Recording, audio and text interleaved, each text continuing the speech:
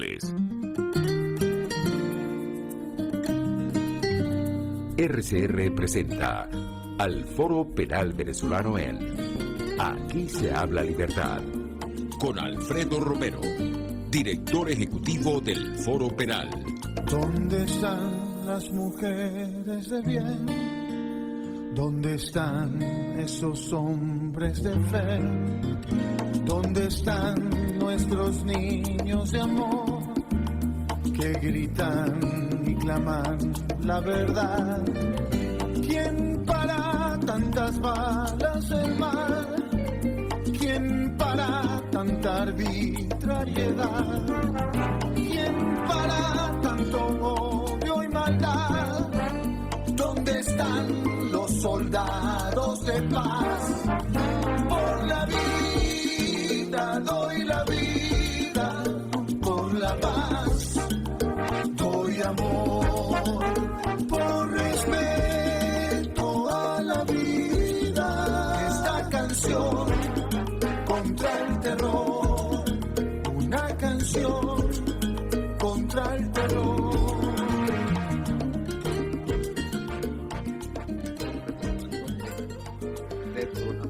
RCR. Tenemos, como ustedes saben, nuestra conexión vía YouTube, que luego dejamos colgada tanto en RCR como en nuestra página web foropenal.com, que ahí hacemos siempre, colocamos el último programa de radio. Como siempre, pues, este programa trata de actualizar y de hablar sobre los temas de derechos humanos, particularmente en referencia a los casos que lleva el Foro Penal. Les habla Alfredo Romero, soy director presidente del Foro Penal, y hoy pues lo que vamos a hacer es un poco actualizar y resumir ciertas situaciones pues que han venido ocurriendo y actualizarnos en el tema de los derechos humanos en el país, que lamentablemente esos son temas que en cuanto a interés colectivo suben y bajan, ¿no? En el sentido que la gente obviamente se ocupa de sus temas personales. En diciembre fue básicamente eso, y pues el tema personal obviamente supera el interés del tema colectivo, y aquí el tema de los derechos humanos es un tema de interés general que afecta obviamente a individuos, pero el que no está directamente involucrado con el tema probablemente no pues pierde la atención en ciertas cosas, ¿no? En estos temas, y nuestra obligación es llamar siempre la atención y recuperar el interés sobre una situación que es fundamental, ya que se trata del ser humano. Hoy día se encuentran en este momento 243 presos políticos, aunque la cifra se las voy a actualizar ahorita, pero bueno, la cifra de la semana pasada, 243 presos políticos. Ahorita le voy a actualizar la reciente, ya que siempre hay algunas liberaciones y que un poco también se ocurren, ¿no? Pero así como liberan personas, encarcelan nuevas personas, que es el efecto puerta giratoria que siempre llamamos.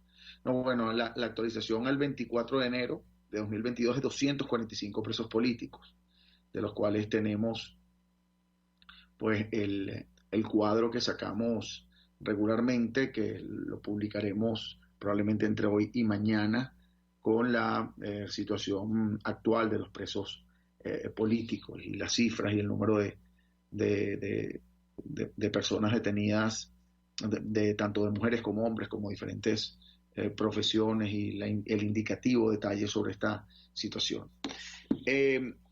Vamos a hablar de nuestro... Quiero primero invitarlos a leer, a revisar, y si así tienen más interés en detalles, pues chequear el reporte de represión del Foro Penal del año 2021. Este reporte de represión del año 2021 establece, actualiza e incluso resume lo que ocurrió en este año. Y allí pues vamos a ver, pues el año 2021, debo decir que que a pesar de que el número de presos políticos continúa y un promedio de 240 o 150 presos políticos al mes, el número de detenciones, digamos, en comparación con otros años, se redujo. Y obviamente se reduce porque hubo una ausencia de protestas y obviamente relacionado con el tema COVID, que de alguna forma resultó en restricciones a los ciudadanos que pues digamos, probables protestas que puedan ocurrir no ocurrieron por los diferentes, por ejemplo, ausencia de servicios públicos, este tipo de cosas, ¿no? Definitivamente el COVID influyó en también en la disminución de este tipo de situaciones, que trajo como consecuencia también la disminución de, por ejemplo, detenciones arbitrarias. No quiere decir que la represión haya disminuido, ya que se mantiene lamentablemente el número de presos políticos, y en diciembre, que ocurrían liberaciones, ya sea por indultos o por, digamos, alguna concesión por la Navidad, este año, el año 2021, no ocurrieron. Quiero llamar la atención sobre una situación particular, y hay que recordar, así como el año 2021 hubo menos detenciones que el año 2020 o que el año 2019, donde, por cierto, en el año 2019 sí hubo una cantidad importante de detenciones, fue un pico dentro de nuestro análisis. El año 2021 ocurrió una situación particular, fue la mayor cantidad de presos políticos que mueren encarcelados. Recordamos, el último fue el general Raúl Baduel, que recuérdense que murió en el Helicoide, y eso es grave, ya que muere en custodia, una persona que muere bajo custodia. Debo recordar que es responsabilidad del Estado, y debe establecerse las investigaciones al respecto, ya que es el Estado el que debe resguardar la vida, la salud de los presos políticos. Pero no solo se trató de Raúl Baduel, también murieron dos otras personas. Recuérdense que a principios de año muere Salvador Franco, un indígena que se encontraba privado de libertad injustamente por una supuesta situación presentada en la Gran Sabana, allá en el estado Bolívar, que fue lo que llamaban la Operación Aurora, donde involucraron también a un grupo de indígenas.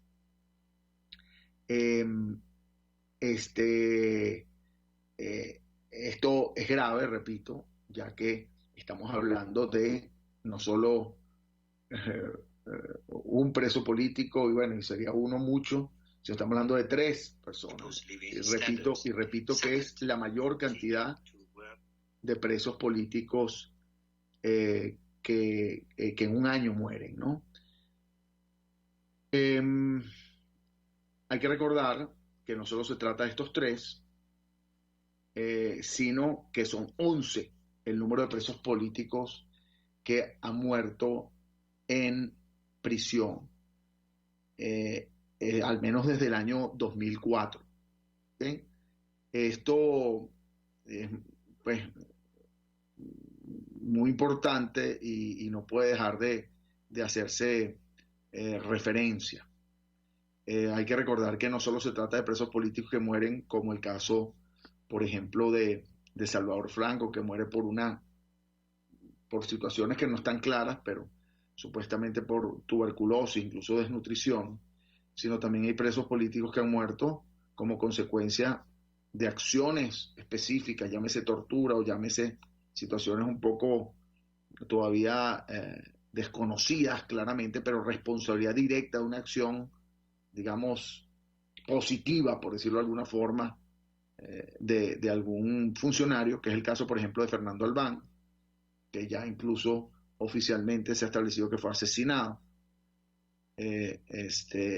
o de alguna manera hubo negligencia real de las personas que lo custodiaban, pero hay una investigación, entiendo, por esa muerte.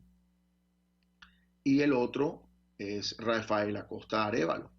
No podemos olvidar también ese caso donde se ha denunciado en diferentes instancias las torturas o las agresiones que recibe o que recibió, y que producto de ello, por esa tortura supuestamente que poco, o al menos de manera detallada, se ha investigado los responsables directos, tanto de la acción como, digamos, los jefes de estos responsables, no se han establecido, desde estas personas no se han establecido responsabilidades específicas. Pero bueno, estamos hablando de una situación grave allí que hay que siempre recordar, ¿no? Hay que, el año pasado, repito, murió además de Salvador Franco, Raúl Aduel también, otro preso político que fue Gabriel Medina Díaz. Muere estaba aquí recordando las fechas o retomando un poco esta información, el 29 de agosto de 2021. Esta información está allí en nuestro reporte de represión del año 2021, que allí tienen pues cifras y resumen sobre toda esta situación. Hay un caso, ahí también una situación que siempre hay que recordar, ¿no? Porque hablamos de 245 presos políticos, que siempre les digo que el número no son los 245 actuales, sino la cantidad que han venido siendo detenidos y que suman casi 16.000 personas que han sido detenidas desde el año 2014 al menos.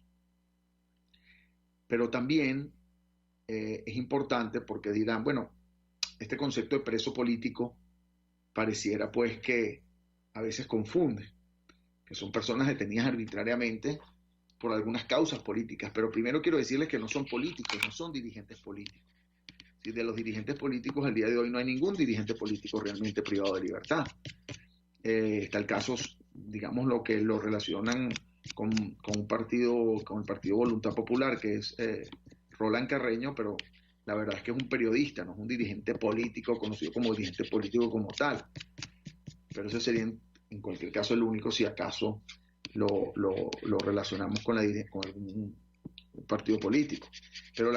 Pero todos los demás son personas que no tienen ninguna relación con un partido político o dirigentes políticos. Y esto es importante porque cuando uno habla de preso político, las personas, muchas que no conocen el término, lo asocian con alguna posición o actividad política de la persona.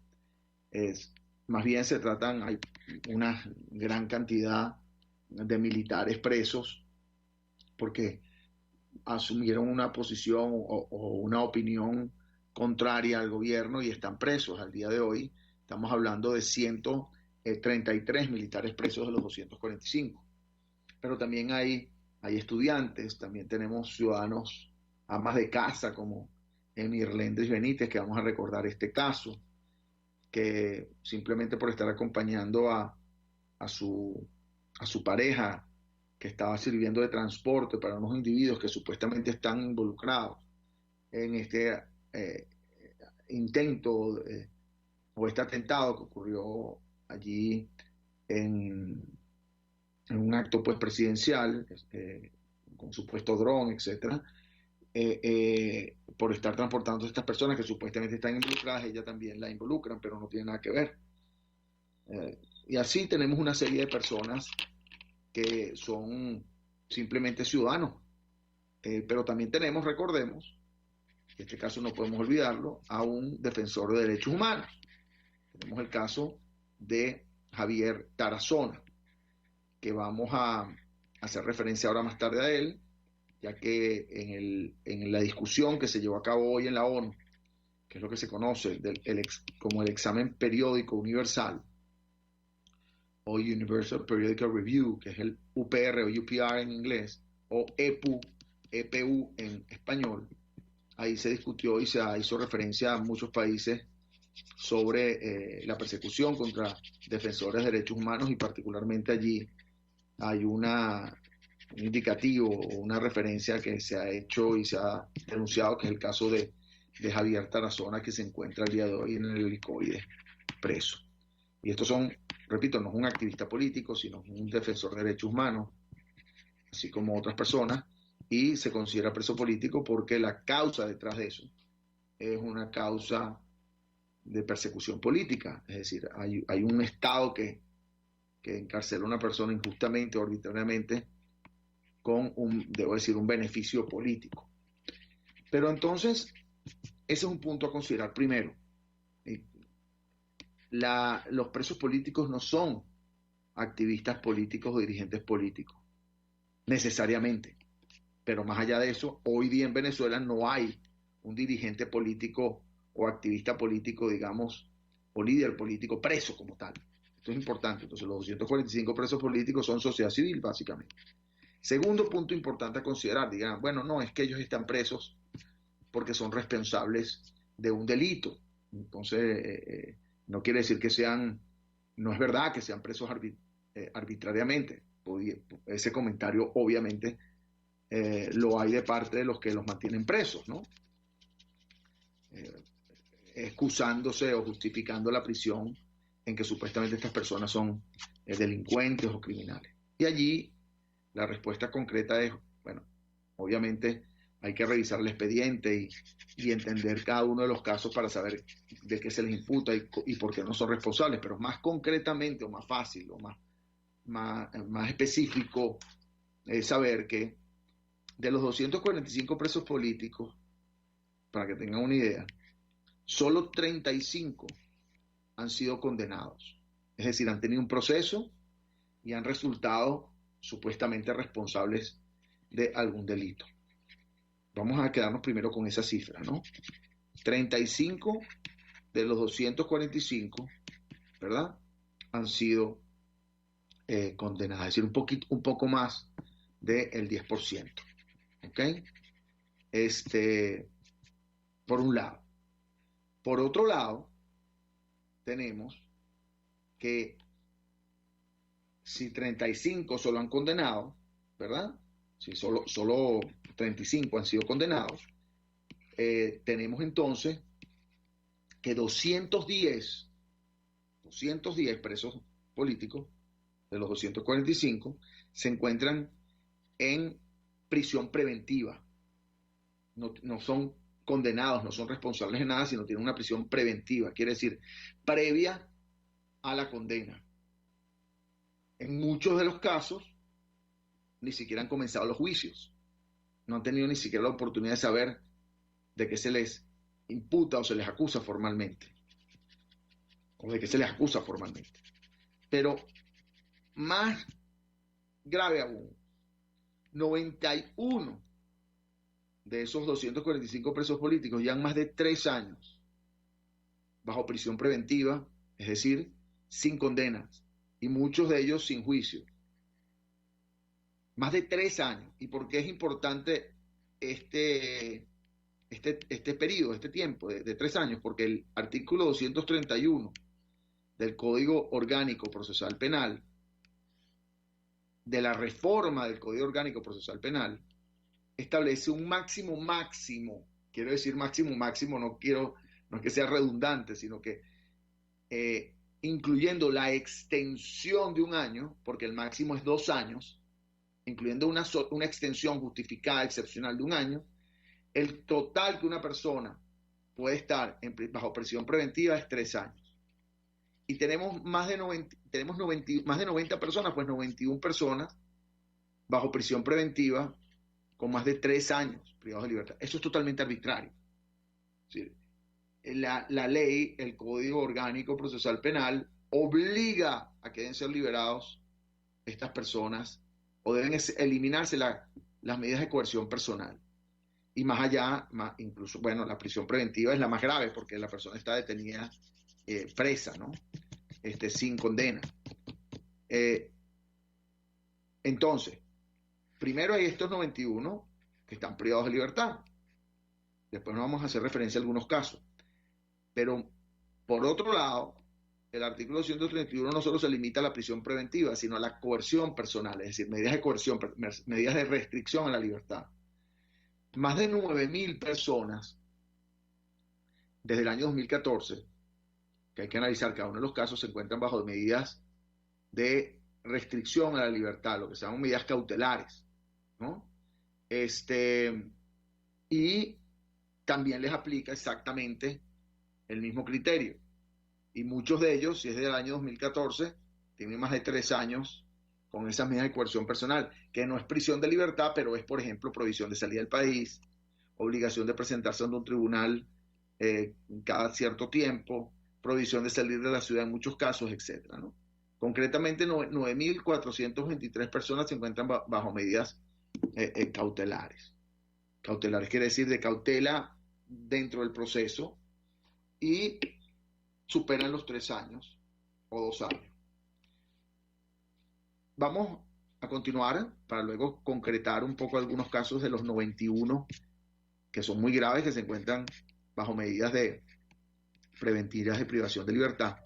Y repito, más de 9.000 personas también con coerción, medidas de coerción personal, que también han superado entre 2 y 3 años. Pero menos de 3 años y más de 2 años, de los 245 presos políticos, 59 personas se encuentran todavía privadas de libertad. ¿Y por qué es importante los 2 años, entre 2 y 3 años? Bueno, porque el máximo real que una persona puede estar privada de libertad con coerción personal, medidas de coerción personal y concretamente prisión preventiva, es de 2 años, según el artículo 239 del Código Orgánico Procesal Penal. Lo que ocurre es que el propio código establece la posibilidad de solicitar una extensión, de que se solicite una extensión que solo puede extenderse por 1 año más. Por eso que el máximo es 3 años y el máximo, digámoslo así, según la ley, es de 2 años, con la posibilidad, excepcionalmente hablando, de que se solicite 1 año más para continuar la investigación, etc. Vamos a hablar de los casos exagerados. Imagínense usted tiene más de 3 años privado de libertad, o tiene un familiar, y no tiene ni siquiera, no sabe ni siquiera de qué se le condena, en muchos casos no han tenido ni siquiera juicio. Y hemos oído, si usted le pregunta a uno de los presos, una persona que haya estado presa, no solo preso político, sino preso ordinario, una de las cosas más angustiantes que hay es precisamente que el no saber cuánto tiempo van a continuar privados de libertad, es decir, no saber exactamente si tuvieran una condena, pues cuál es la condena, cuál es el tiempo que van a estar, porque entonces ya si supieran cuánto tiempo van a estar, pues por lo menos la persona dice, bueno, mira, yo cumplí mi condena y puedo pedir, por ejemplo, hago trabajo para pedir redenciones. Redenciones es digamos, el día de trabajo se reducen, 2 días de trabajo reducen 1 día de pena, de condena. Y la persona trabaja, se porta bien, hace una cantidad de cosas y bueno, puede más o menos tener una expectativa de que en tanto tiempo va a salir de prisión, pero aquí no saben ni siquiera de los delitos que van a terminar siendo responsables en caso de que resulten condenados. Y eso crea una angustia terrible. Imagínense ustedes el caso de José Gámez Bustamante, un militar acusado de supuesta conspiración en el año 2015, dentro del contexto de las protestas ocurridas en el año 2014. Y lleva 7 años, 7, bajo prisión preventiva, es decir, sin condena. 7 años allí, pasando pues la tragedia, la tortura de la prisión como tal, pero la tortura de la prisión preventiva, donde no se determina, digamos, de qué es responsable, no se sabe cuánto tiempo vamos a estar en prisión, y ahí pasan los días, pasan los años, no los llevan a un tribunal y no saben, digamos, de qué incluso se les acusa, no tienen derecho a la defensa porque no tienen la oportunidad de ir a una audiencia, o muchos casos cuando las audiencias comienzan se retrasan y las personas tampoco tienen claro pues el tiempo que van a estar en prisión. Y obviamente la prisión injusta o arbitraria pues lo que busca es, se sabe en Venezuela lamentablemente que hay intenciones políticas en encarcelar personas y mantenerlas privadas de libertad, pero de alguna manera las personas pues dicen, bueno, así sea injusto, bueno, si estuviera condenado al menos tengo un tiempo específico de duración aquí en la cárcel y las personas se pueden un poco como tener la esperanza, la idea de cuándo van a salir en libertad. Pero aquí no, aquí es como una prisión eterna, eterna al menos en la expectativa, porque no es totalmente incierto el tiempo que estarán en prisión. Pero fíjense que hay una situación, además de la tortura, de esta incertidumbre, un segundo punto que es importante considerar, que de los 35, y les voy a explicar la relación entre esto y lo que les estoy explicando, 35 de los condenados, de estos 35 que son los únicos condenados como presos políticos, 12 no es que hayan sido condenados, sino han admitido hechos, han admitido que son responsables. Ahora, ¿realmente son responsables? En muchos de los casos no, en muchos casos admiten hechos simplemente por evitar y de alguna manera obligados a admitir hechos por evitar esa incertidumbre de no saber en cuánto tiempo van a estar en prisión. Entonces admiten hechos y bueno, los condenan, ya no tienen juicio, no tienen derecho a la defensa.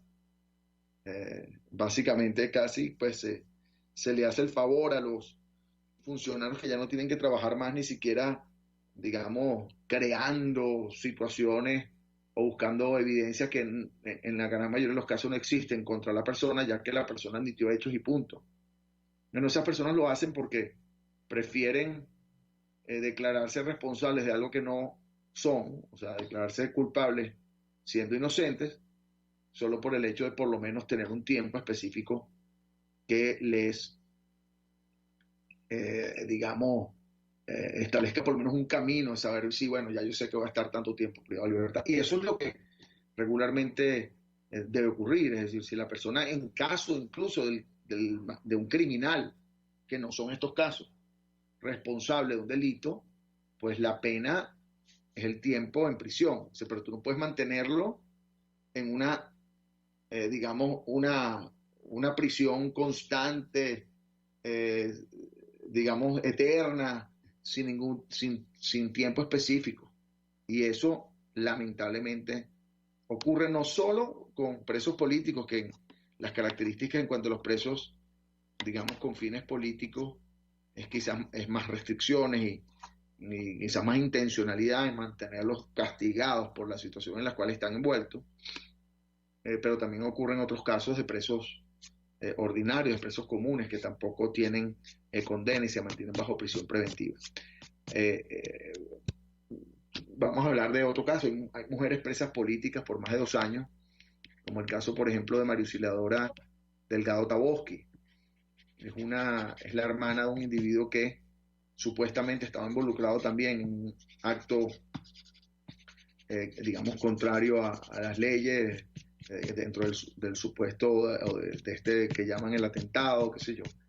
Pero el hecho es que ella no tiene ninguna responsabilidad. Su único delito, si escaso fuese, es ser hermana de una persona que busca. Bueno, en el caso de ella, luego de ya más de 2 años en prisión, se realizó la audiencia preliminar en el año pasado, en febrero del año 2021. La audiencia preliminar, recuerden que es la audiencia donde se determina si va a proseguir el proceso judicial, si va a comenzar el proceso judicial real, donde se va a determinar la responsabilidad de la persona. Por eso se llama preliminares, previa, antes del proceso judicial, antes de las audiencias de juicio, que se llaman, que son las que se realizan en los procesos judiciales. Bueno, se realizó la audiencia preliminar y el juicio no ha comenzado. De María Auxiliadora Delgado Taboski, ella se encuentra, por cierto, en el DGCIN, allí en la Dirección General de Contrainteligencia Militar en Boleíta, en Caracas, con el esposo, que se llama Juan Carlos Marrufo.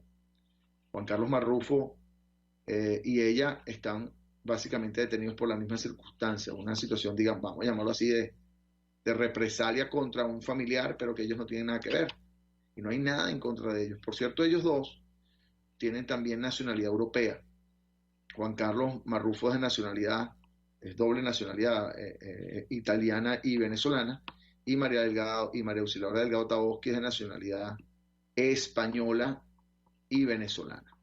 Ha habido varias solicitudes también del gobierno español, ya que se trata de una ciudadana española, de su liberación, pero no hay ninguna respuesta al respecto.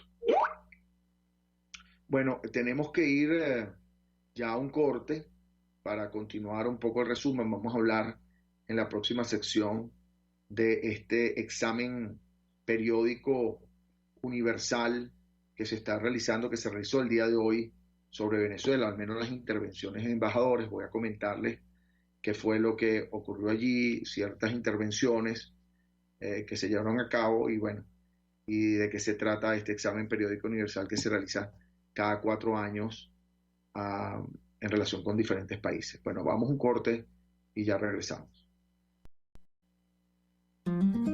Usted escucha al Foro Penal Venezolano en Aquí se habla libertad, solo por rcr.tv, la radio que se ve. Sintonícenos a través de Periscope, @RCR750, la radio que se ve. Mis amigos, una empresa comprometida y responsable con su personal es una empresa segura, y Produzca es la compañía pionera en Venezuela que ofrece la mayor cantidad de equipos de comprobada calidad para garantizar la seguridad integral de toda la nómina industrial de cualquier empresa. El catálogo de Produzca es inmenso, todo tipo de guantes, cascos, accesorios y productos varios de protección para tu personal. Conoce más de Produzca en www.produzca.com. Produzca, seguridad en tu empresa de los pies a la cabeza. El que sabe de sabor sabe de saber que Del Corso es la clásica pastelería italiana de Caracas. Qué ricos sus dulces típicos tradicionales, como los auténticos cannoli, la sfogliatella o la cola de langosta, no tienen comparación. La pasta seca de almendras y chocolate o su gran variedad de tortas, cumpleaños, bodas, bautizos o comuniones, reuniones familiares o eventos corporativos. Teléfono 0212-941-1971. Pastelería Del Corso, la pastelería italiana por tradición y excelencia. Voz de América. Información precisa, completa, veraz, objetiva e independiente. Directo a tu pantalla. De lunes a viernes a las 2 de la tarde por RCR 750. A continuación, titulares. Líder opositor Juan Guaidó advierte que si no se reanuda negociación en México, podrían endurecer las sanciones. Venezuela se ubicó entre los 4 países más corruptos del mundo en 2021, solo superado por Somalia, Siria y Sudán del Sur.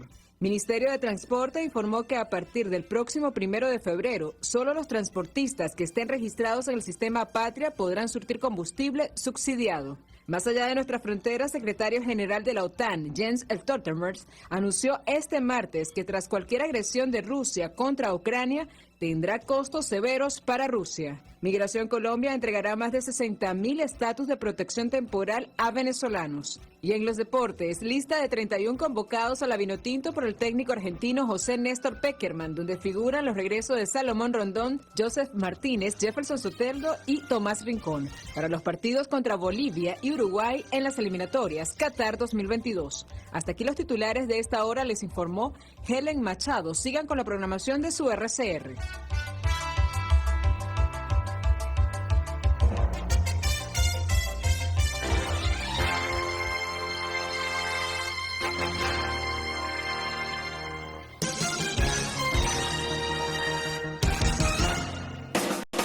Ante el agobio diario, siempre se agradece una pausa.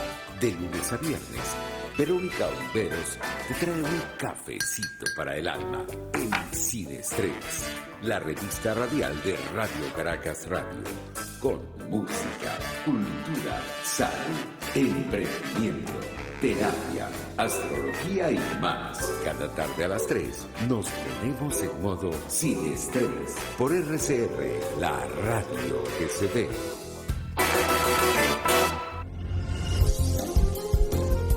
RCR 750 AM, porque lo bueno une. Les estamos presentando al Foro Penal Venezolano en Aquí se habla libertad.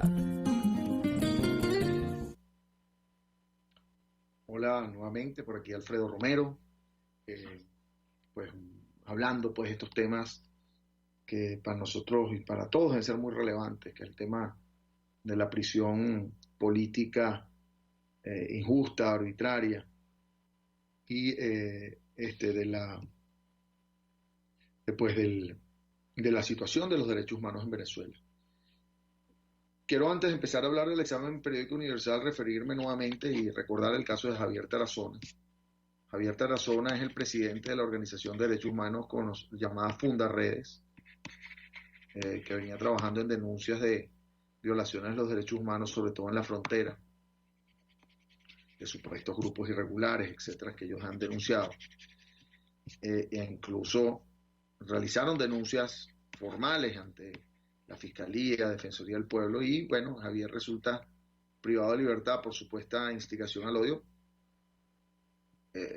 precisamente por esas denuncias que hizo ante diferentes organismos nacionales e internacionales, y también denuncias que hizo públicas, pero el hecho es que fueron denuncias, las denuncias que él realizó no han sido investigadas y terminó siendo investigado él por supuesta instigación al odio. Pues bueno, lamentablemente esas son las situaciones que ocurren. Ya Javier Tarazona se encuentra privado de libertad desde el 2 de julio, quiere decir que estamos hablando de octubre, noviembre, diciembre, enero, o sea, ya estamos casi 7 meses, más de 6 meses privado de libertad.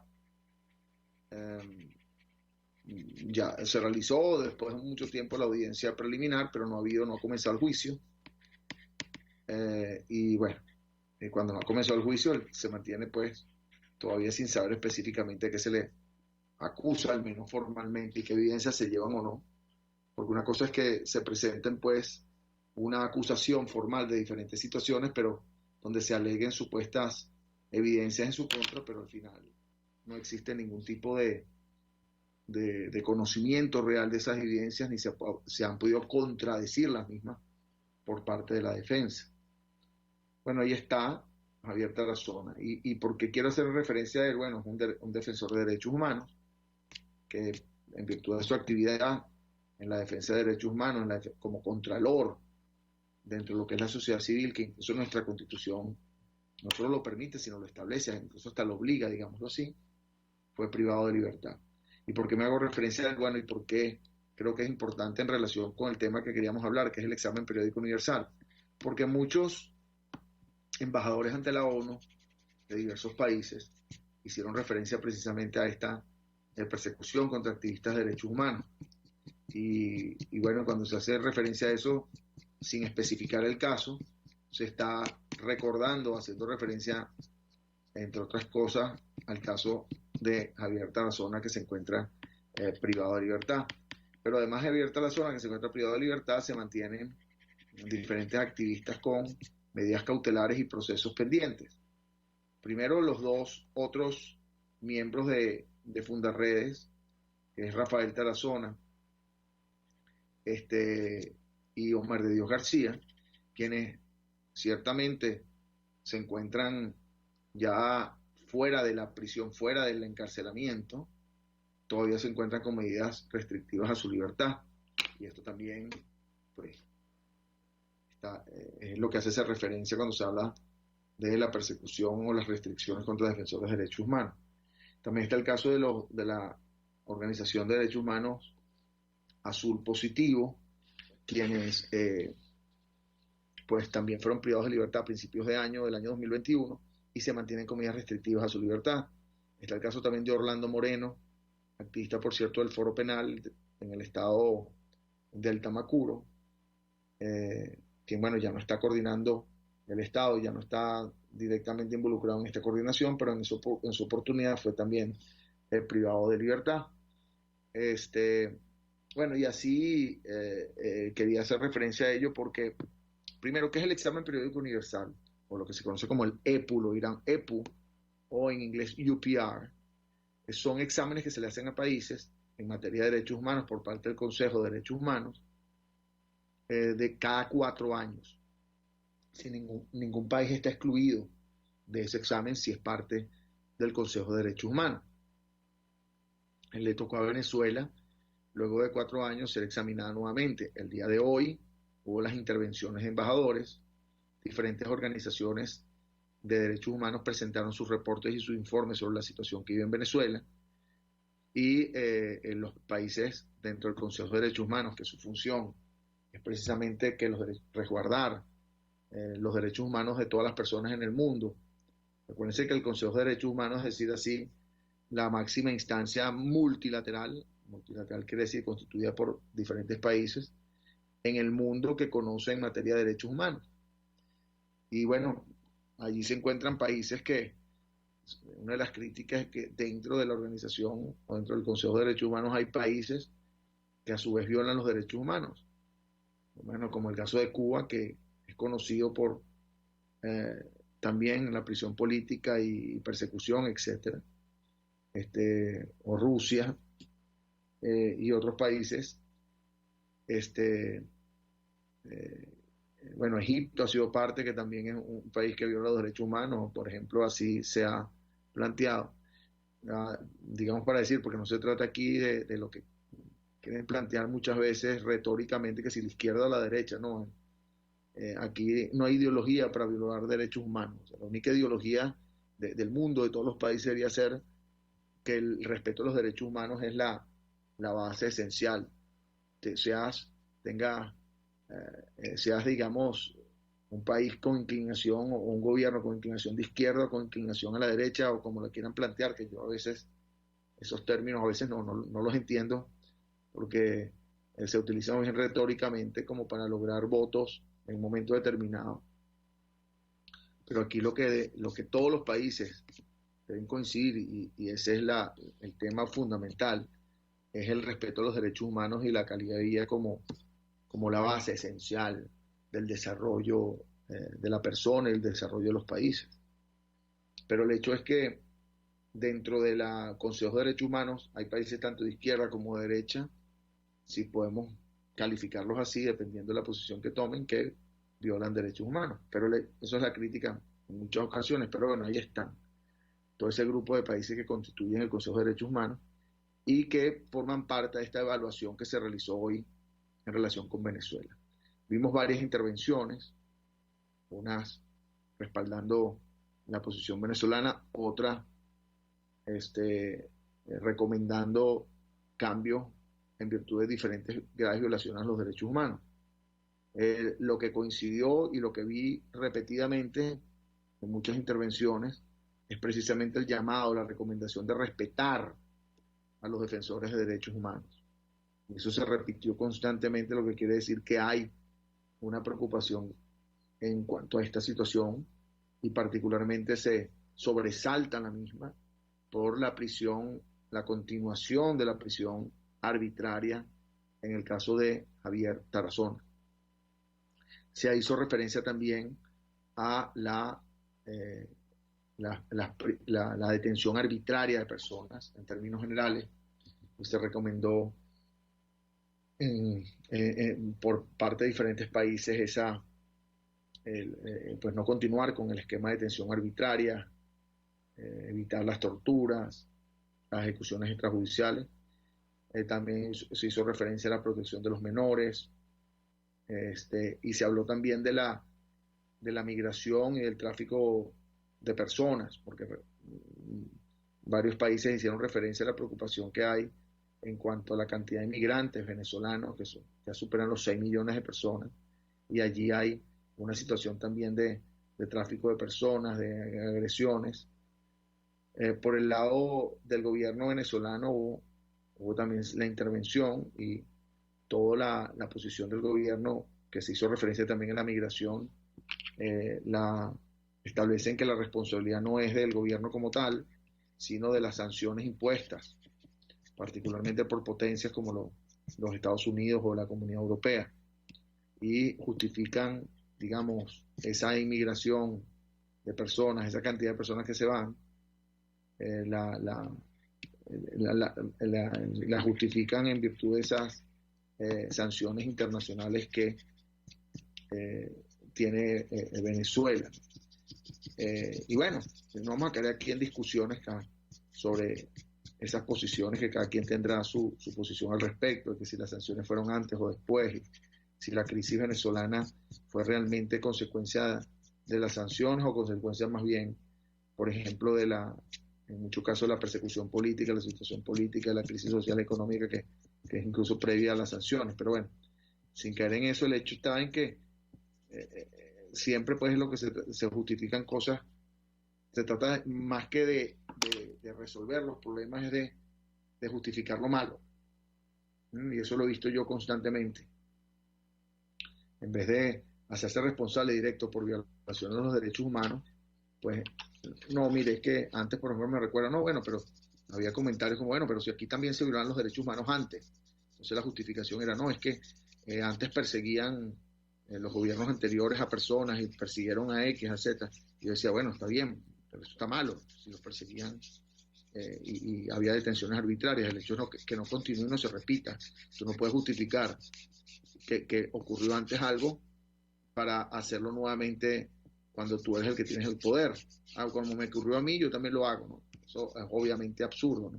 Pero por otro lado, siempre en vez de solventar los problemas, y ahí es donde se entra esta recomendación, cuando dicen, bueno, protejan a la sociedad civil, a los defensores de derechos humanos que denuncian situaciones, no los criminalicen, más bien consideren lo que les plantean y más bien búsquenlo a los efectos de colaborar en la resolución de problemas que en definitiva son de interés de todos los venezolanos.